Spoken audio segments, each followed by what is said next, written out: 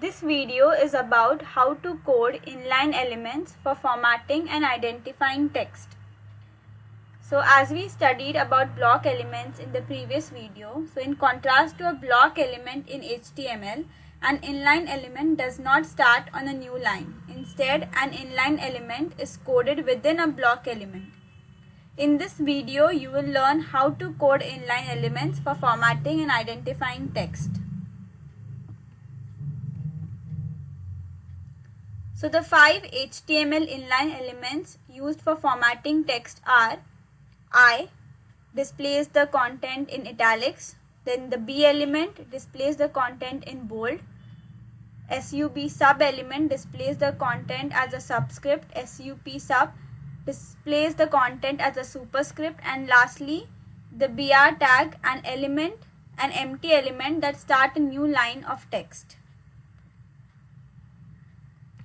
Then the 10 HTML inline elements for identifying text are ABBR used for abbreviations, CITE used to indicate a bibliographic citation like a book title, code used for computer code which is displayed in a monospaced font, DFN used for special terms that can be defined elsewhere, EM indicates that the content should be emphasized which is displayed in italics, KBD used for keyboard entries which is displayed in a monospaced font, Q used for quotations which are displayed within quotation marks, SAMP used to mark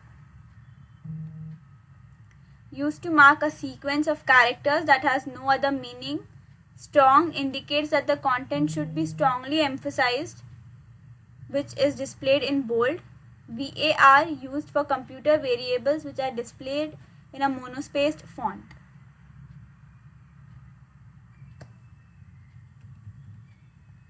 So an inline element is coded within a block element and doesn't begin on a new line. The formatting elements should be used when no special meaning is implied. The content elements should be used to convey meaning. Then you can use CSS to format them. Now let's understand with the help of an example. So in this HTML file, I have included 5 headings in the body section which is going to display the inline elements.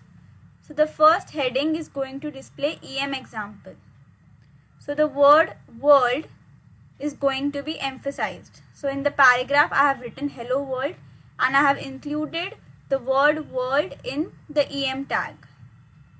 Then in the next heading, the word world is going to display strong example.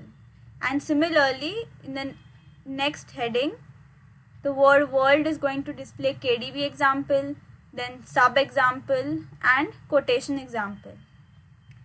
So on the browser, it is going to look like this. You can pause this video and go through these examples.